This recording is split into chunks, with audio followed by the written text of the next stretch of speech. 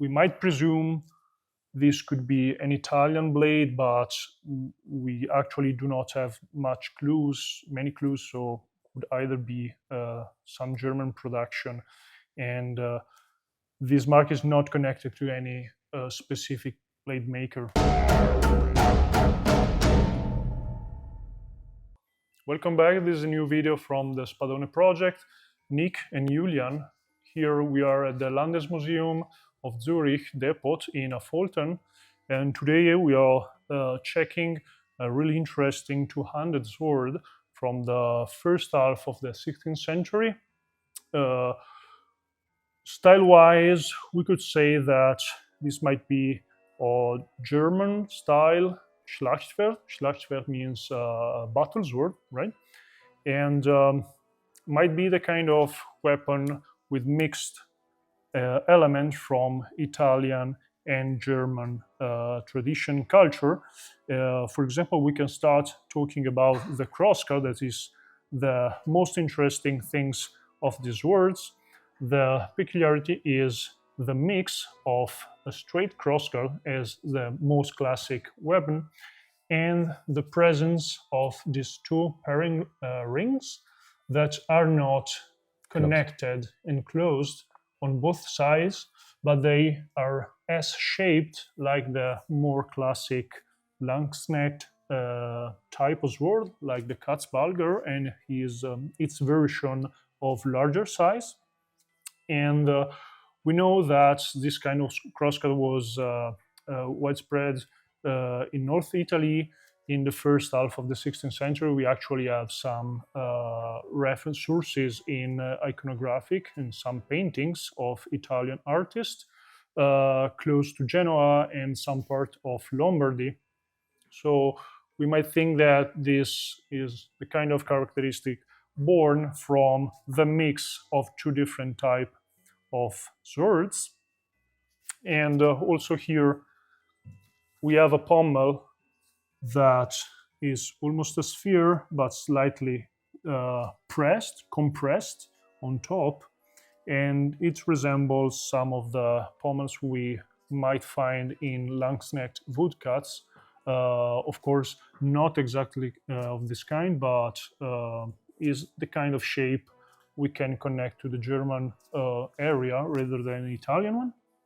And here we find nice decoration like a flower on top of the pommel. The wasted handle?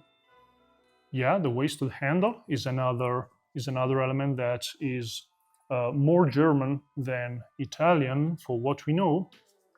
And on this example, we might speculate that even the leather covering is original, might be original, and we can say it from the fact that we have some signs of insects. I do not know the English name, but making holes on the woods and leather.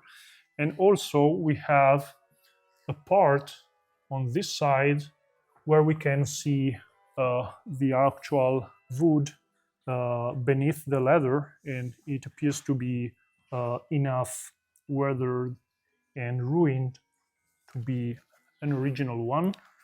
Also would point out that it's a glued handle, Yes. which are true for the most swords. And I don't know if you can see it on the camera because on this side, but if you come around, here you see the overlapping parts of the leather glued on, if it's possible to see. No. It's too dark. It's too dark. Okay. But yeah, here's a line of overlapping leather. And there's this different decoration between the first half with these parallel lines ending with this ring with another slight diagonal line decoration. Well, here we have just plain leather. Decoration on crosscut maybe? Yes. Twisted. So twisted ends is pretty common in German production. Maybe I've seen them also in some Italian stuff, but honestly, at first glance, I would say that is something more connected to Swiss and German tradition. Blade. No Elsetti, really short ricasso. I would say this might be a hint of the early dating of the swords rather than something closer to the 40s or 50s of the 16th century. And also the balance was interesting when we checked it.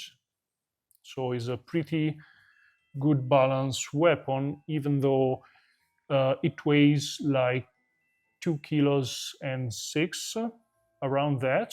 So is pretty heavy, but doesn't at all feels that heavy. I like the way it handles. And what else? We have 4 folders here, 2 short one on the ricasso, while the middle ones extending toward the middle of the blade. And here we see on both sides of the blade we have this mark.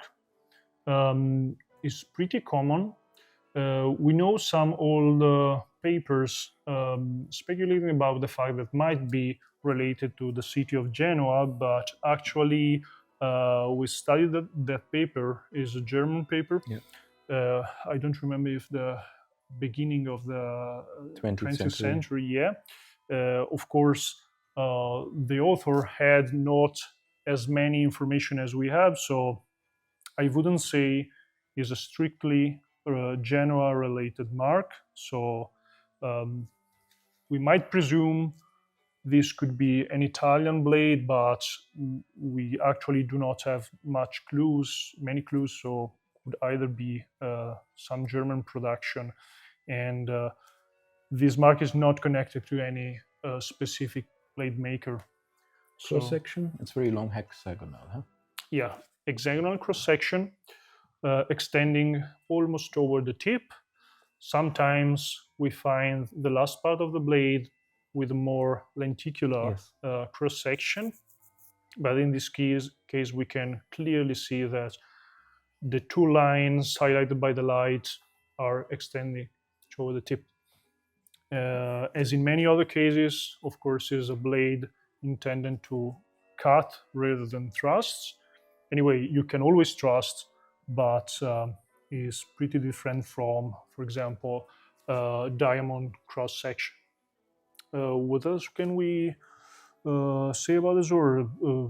Personally, I like it. I like it too. It's very nice. It's a pretty strange because the handle seems to be longer than you expect. So the usual ratio between blade and handle, it's not here. It's something different. It resonates a bit with other weapons we have seen, even here on in other Swiss collections. Much older weapons, not of this kind, some kind of hybrid between medieval longsword and Renaissance greatsword. Transitionals. Yeah, and of course, again, of Swiss, most probably Swiss production. So this again points toward a weapon that is related to that culture rather than Italian. I think pretty much. So if you want to see more content like this, if you want us to provide new information, data, and videos about ancient antique weapons, you can of course support us on our Patreon. It's just some euros a month. You get a monthly update about the project, about the book that is work in progress behind this research, and much other information. Thank you, and see you with the next video. Goodbye.